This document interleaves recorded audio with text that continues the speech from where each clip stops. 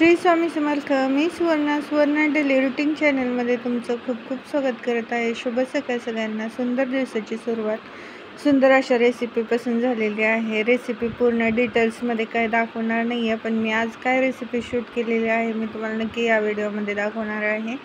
तर आमच्या इथं नॉनव्हेज फक्त संडे किंवा फ्रायडे किंवा ट्यूजडे अशाच ओकेजनला होतं, किंवा रिलेटिव्स वगैरे पाहुणे वगैरे आले तरच होतं. कारण की कोणच आमच्या घरात कोण म्हणजे जास्त शौकीन नाही आहे नॉनव्हेज खाण्याचं.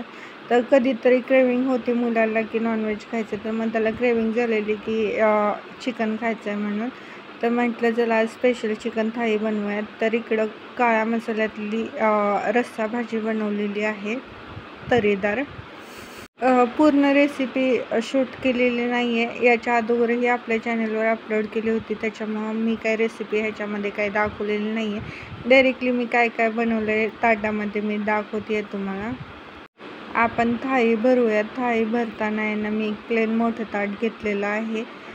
थाळीमध्ये मी काय काय इन्ग्रेडियंट किंवा काय काय पदार्थ जे बनवलेले आहेत ते मी इथं दाखवते तुम्हाला व्हिडिओमध्ये. ज्यावेळेस आपण थाळी म्हणतो ना, मग थाळीमध्ये भरपूर असे आयटम असतात, ते मी इथं घरच्या घरी देण्याचा प्रयत्न केलेला आहे आणि बनवून पण दिलेला आहे. तसं की व्हिडिओमध्ये तुम्हाला पुढे पाहायला दिसेलच की काय काय बनवलेलं आहे. तर इकडं फ्राय चिकन आहे, काळ्या मसाल्यातलं सुक्कं असं. त्याचबरोबर ती उकडलेला अंडा आहे. थाळीमध्ये असतंच प्रत्येक ह्याच्यात, किंवा ह्याच्याऐवजी तुम्ही सुकटाची चटणी पण देऊ शकतात. कांदा, लिंबू, काकडी असं मी दिलेलं आहे इकडे. त्याचबरोबर अळणी रसा. थाळीला शोभा नाही अळणी रश्श्याशिवाय, त्यामुळे अळणी रसा. आणि इकडं मस्त तरीदार झणकेबाज आणि काळ्या मसाल्यातलं रस्सा. इतका सुंदर झाला होता, अप्रतिम झालं. ते दिसायलाही खूप सुंदर दिसत होती ही थाळी काळ्या रस्स्यामुळं.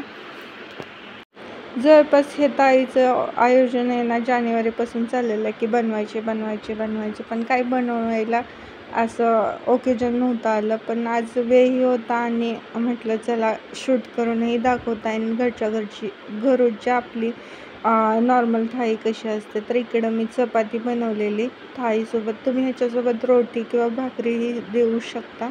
मी इकडं चपाती बनवलेली होती.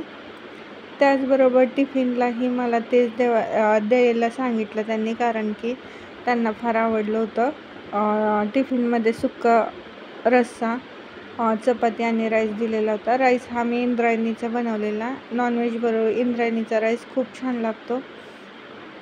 आजच्या व्हिडिओमध्ये काही खास नव्हतं, स्पेशल नव्हतं, पण आजच्या व्हिडिओमध्ये एवढंच होतं. भेटूयात अशा छानशा व्हिडिओमध्ये नेक्स्ट टाईम. माझे व्हिडिओ तुम्हाला आवडले असेल तर लाईक करा, शेअर करा आणि अजून पण चॅनलला सबस्क्राईब केलं नसेल तर सबस्क्राईब करा. तोपर्यंत बाय बाय.